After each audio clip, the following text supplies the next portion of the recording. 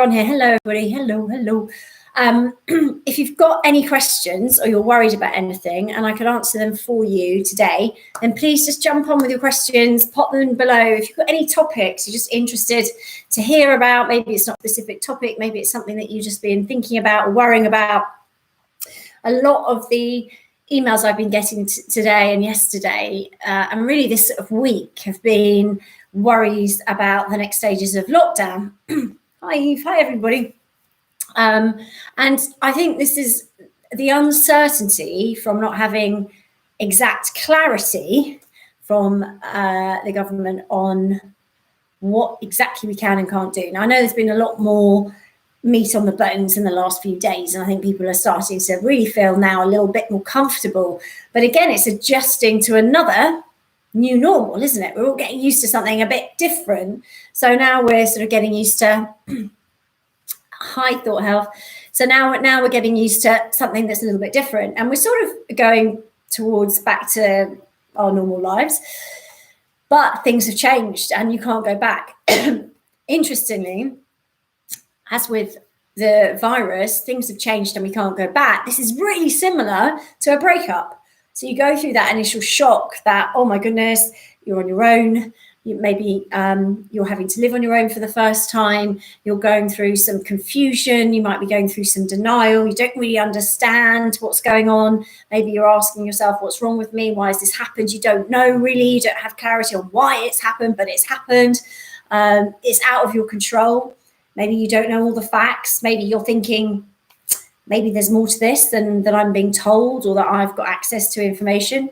So a breakup, as you can see, is very similar to the virus. When the virus came out, we're all like, what? First of all, oh, it's something over there. It's not going to affect us. Or, and then sort of, oh, well, hang on, it is in our lives. It is changing our lives. Okay, well, I've got to be on my own in isolation. Okay, so there's still a lot of confusion. There was the same process. It's the same life process we go through when we go through a breakup, which has been fascinating as an expert in breakups to look at, because actually it's all about life skills, and everything that you're doing and adjusting to is what we need to harness in and tap into. And I know we touched on this yesterday about looking at what your patterns of survival are during lockdown, because that's how you cope with stress and anxiety. I know we've talked about the 5 ways of resolving conflict before, and understanding what your personality type is for resolving conflict, and we'll cover those a bit later again.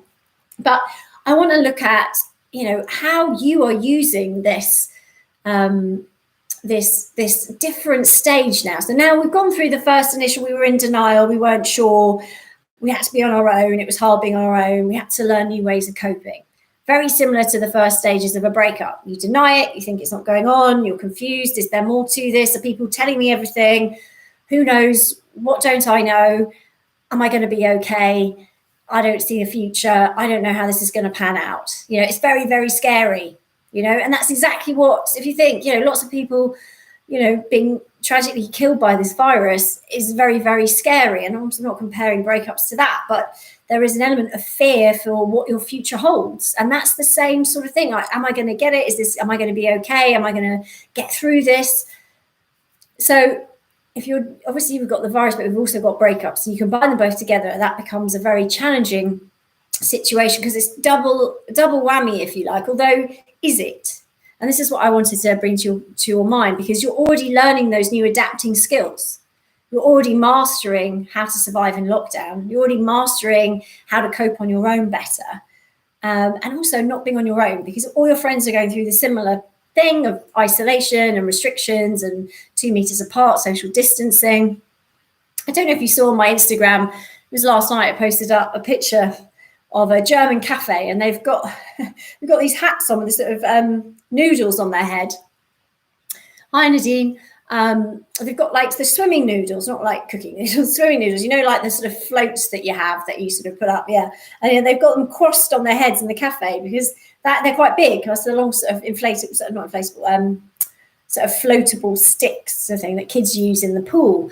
And they're wearing these hats for social distancing. So everyone in the German cafe has got to wear these hats with these big sticks on them, so that they keep that far apart, which I thought was very funny. The interesting thing is this this is what I love about it, guys, is that this German cafe owner has thought, right, my business has taken an absolute battering. It's been shut for a long time. Now they're able to open.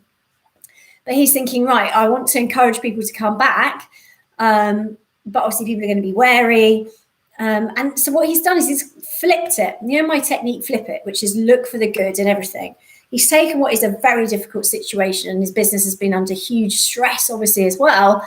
And what he's done is he's come up with this technique, which it's a bit of fun, obviously. It's a bit of fun. So people are tweeting about it. It's gone viral. His cafe stands out. So it's raising the awareness of his cafe. But he's looked and he's turned something that's very negative and been very difficult into something. Hi, Karen. Hi, Karen's one of my coaches. Yeah, flip it. That's what I call it. Well, I did write something else to start with, to be honest. It was in my first book on coupling, but my editor took it out, changed it. So sorry, I need to come up with something other than what it was. So I did. So flip it is, which is great because it is that, flipping it, turning up on its head and looking for the good. And, it's a very simple technique, but it's very powerful if you push yourself through to use it, because a lot of people don't want to do that. They often say to me, clients will often say, there's nothing good about this, Sarah. I'll say, yeah, but I know that's how you feel now. But if there was one good thing about this, what could it be? And this German cafe owner has now got his cafe on the front page of every social media channel's got it, every newspaper's talking about it, and he's created a real stir because he's taken something negative and then found the lighter side of it and gone with that, and it's protecting his customers, and it's a novel and it's unique, and people are queuing up now to get in there rather than just walking by because it's just a normal cafe that's open and they're a bit worried about social distancing. So what I'm saying is it is possible to look at the situation you're in, however tough, and take a point of view of, okay, well, how can I use this for good?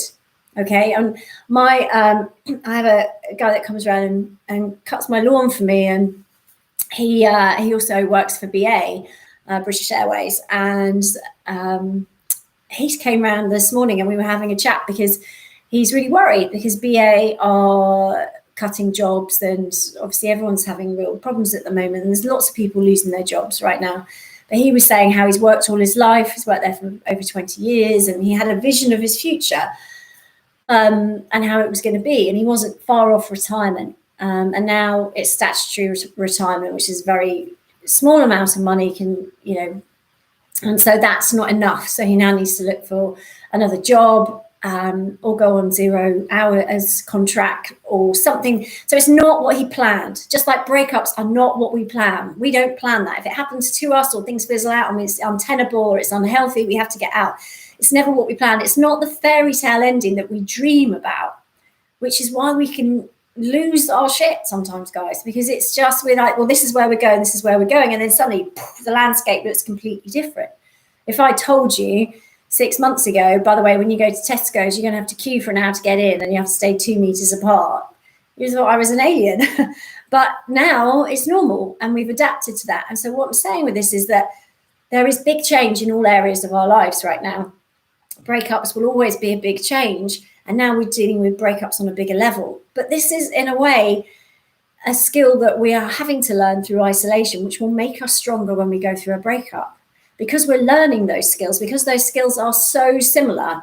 So, for example, having to come to terms with something that we've never really understood before or faced before, having to be on our own more, having to find new ways of doing things like shopping. I was never one to do a big weekly shop. That would have done my head in. But now I do one weekly shop and that's it, because I don't want to go there very often. I don't know about you. What do you do? We need to relinquish the need to control everything in our lives. Yeah, I mean, that's a really interesting point, because yes, the feeling that we need to be in control all the time is an interesting one, because there's a lot of things we're out of control of, but there are still things. You see, the reason I hesitated with that is because I believe there's no point worrying about things you can't control. Focus on things you can. So we can't control the virus. We can control what precautions we take, how many times we go out a day and try and protect ourselves and all those kind of things, whether we follow the social distancing or we don't. So from that, you can control. So I wouldn't say it's about relinquishing the need for control. I think it's about relinquishing the need to control the things you can't control, which is a useful life skill anyway, isn't it, really? You can't control the fact your ex has gone and met someone else. You can't control that. Ultimately, you may want to, but you can't. You can't control the virus. But what you can control is how you feel about it and what you do about it, and how you adapt to this new lifestyle. I mean, there's always going to be moments where you feel low and you feel sad, you think this is just horrific. There's also going to be moments where you pull yourself up and you go, as I was talking to my gardener this morning, he was saying to me, I just feel I'm lost. My whole future is over. But actually, he's such an amazing guy. He's got so many skills, and working for BA, you can imagine you've got a whole skill set there, and he's great with people. He's a very likable man, and he lives at home with his wife, and he owns his own home now. So there's a few things there which were positive. So I started to focus on, we started to talk about, comparatively, there's a lot of people out there that don't own their own homes, they don't have a pension to draw on, that only maybe, if it's BA, I've only worked for them for a couple of years, so they won't have the kind of backup that he has, or the experience skill set that he has. So again, by taking a perspective of, yes, this is really tough for me right now, for you right now, for my gardener right now. Okay, but then there's always people worse off. Now, that doesn't mean that it diminishes the difficulty for you, because it's all relative. You're used to living a certain way, so therefore to go down in that is going to be tough. Obviously, it is, and to not have that money is not going to be as easy. But do you see how it's a tool for just kind of pulling yourself out a little bit? Which is why when clients go through breakups, I always sort of ask them to think sometimes, look, I know this is really tough, but there are lots of people who are worse off, and there are a lot of people that are struggling even more than you. So we've got to look at it that way and be grateful, because that really will help you with the gratitude and writing the gratitude list and actually starting to refocus your mind on, okay, well, there is some good things, which is a way out of that depression, a way out of that anxiety and sadness. Do you see how I mean? It's taking control of what you're focusing on, but how you're processing that information as well will affect how you feel instantly. So if you start thinking about the people who don't have homes in other countries, in third world countries, where the virus is spreading very rapidly, because there are no masks, and you can't isolate, and there isn't even enough food, and all those things, and those supply chains have now broken down. I mean, if you start comparing your life to that, you suddenly feel, okay, well, I'm grateful for being here. So these are tools that I'm giving you here, which are life skills that we are doing for that, but also you can use them for your breakup. So, maybe I know some of you on here that your partners have left you for somebody else, but actually, you've got somewhere to be, and you've got friends, you've got me, you've got people around you, you've got people on this messaging, on the chat here, who are all going through the same thing. You have that support network. My client felt overwhelmed last week as her ex had done everything with finances before, but she learned how to. Yeah, I mean, this is the thing. We do become more self-reliant.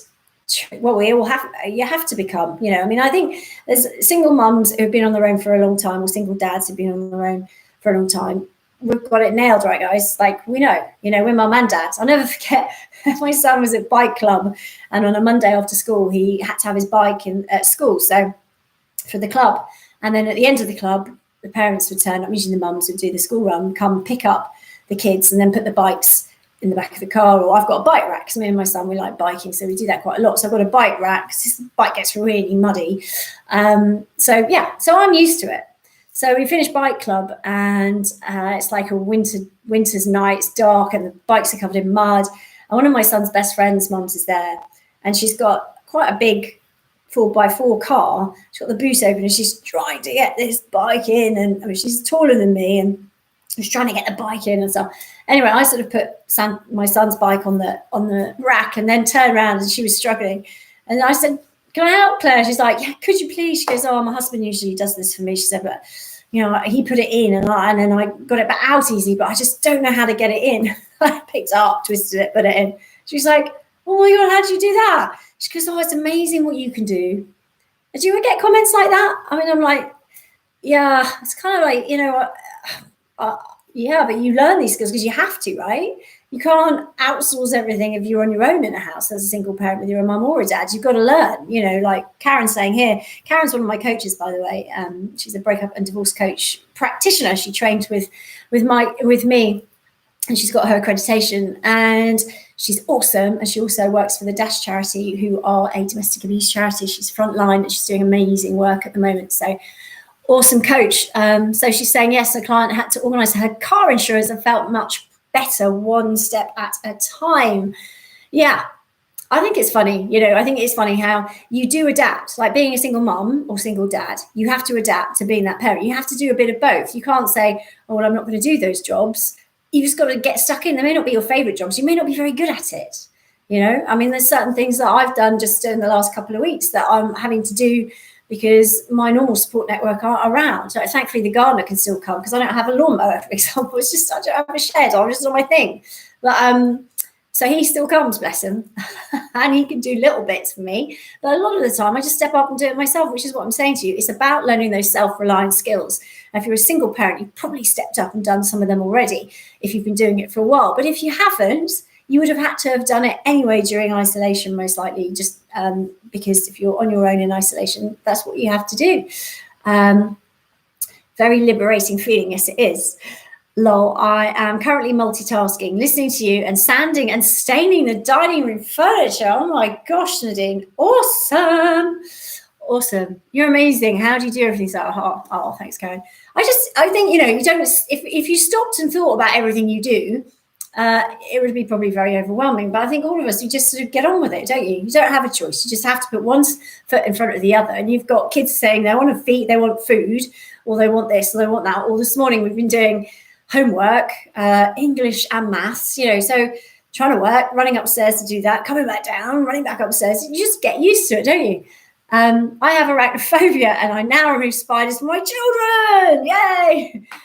I mean, I'm not the biggest fan of spiders either, so I feel for you there. But it is true though, isn't it? You step up, you're like, do I want the spider in my house? No, because it might crawl over my face when I'm asleep. Or is it just me that worries about that? I just think every spider has to go outside. I don't like killing spiders though. I don't like killing anything.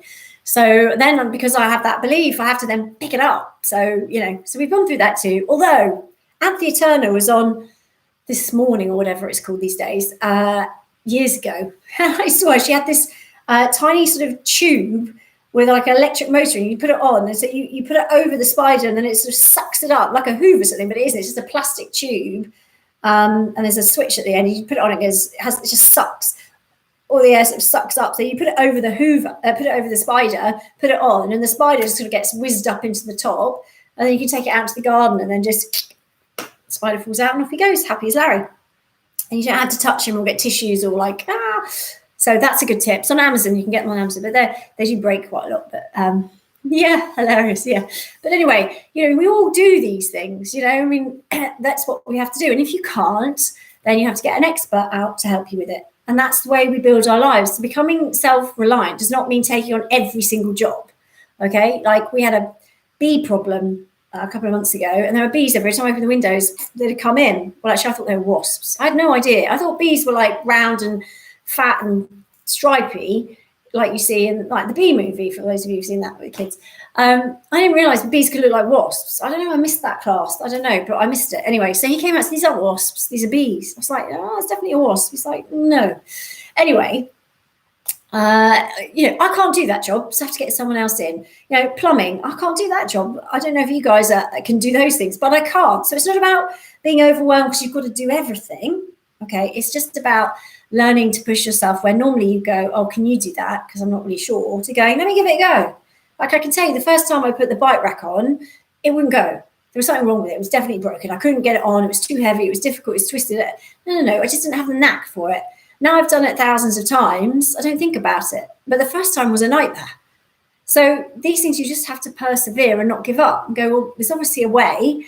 I just need to find out how. So you keep going, or you ask someone, or you watch a YouTube video.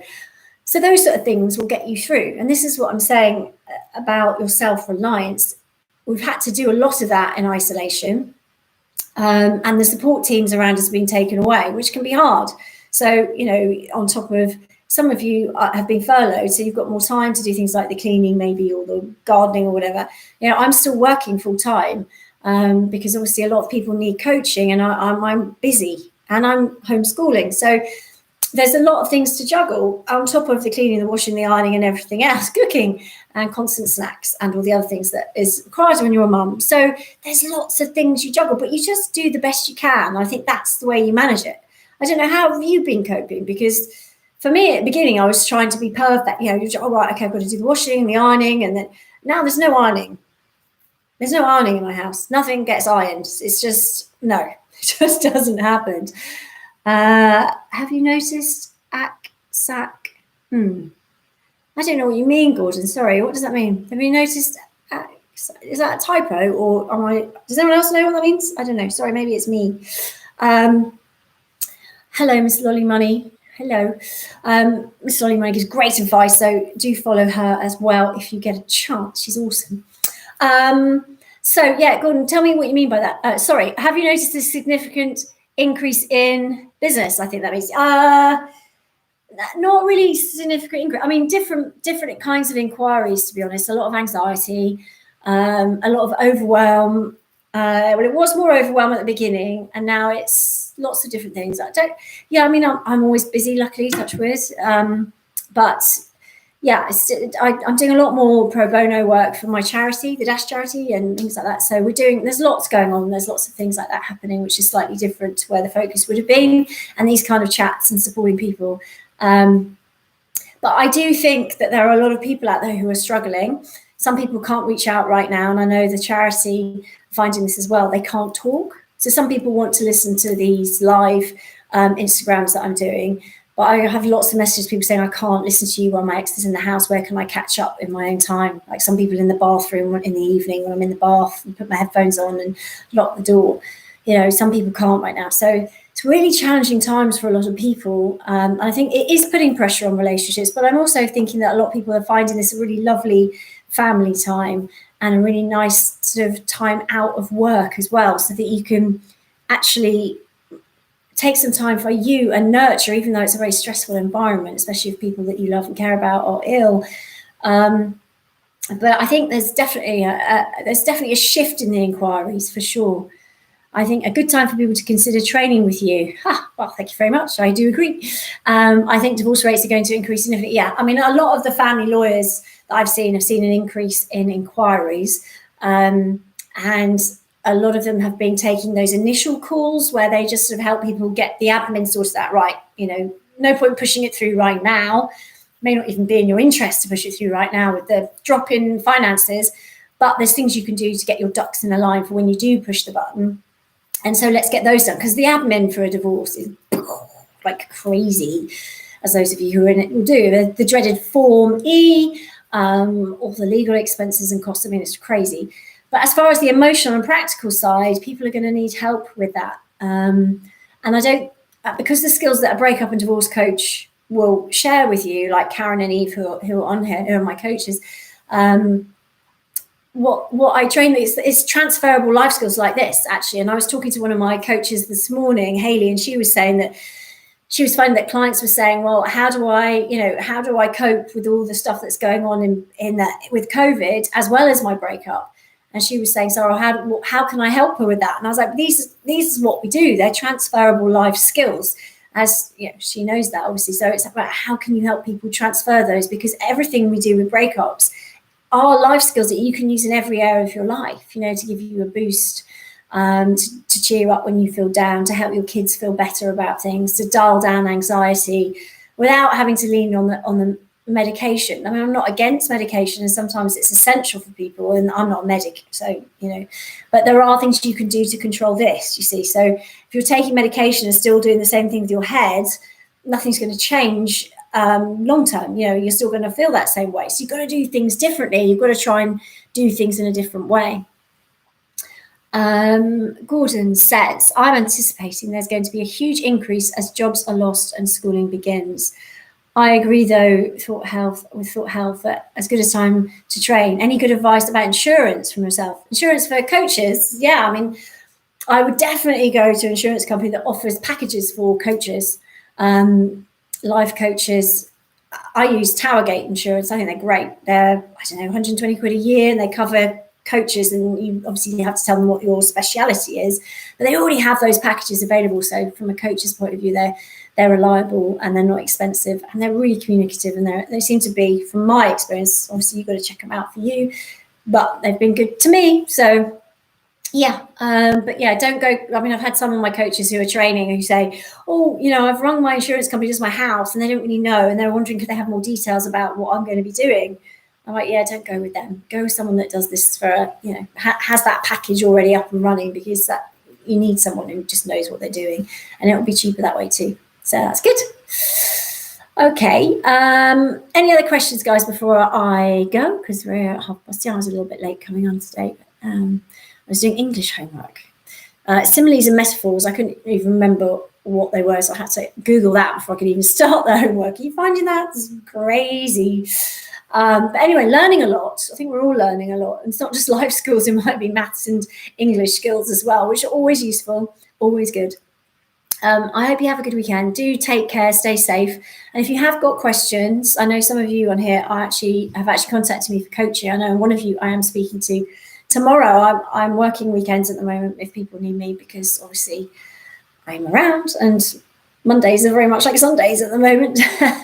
But anyway, I just wanted to say thanks for joining me. Thank you for your time, and I'm here if you need me. Do DM me, drop me any questions, or email me, sarah@saradavison.com.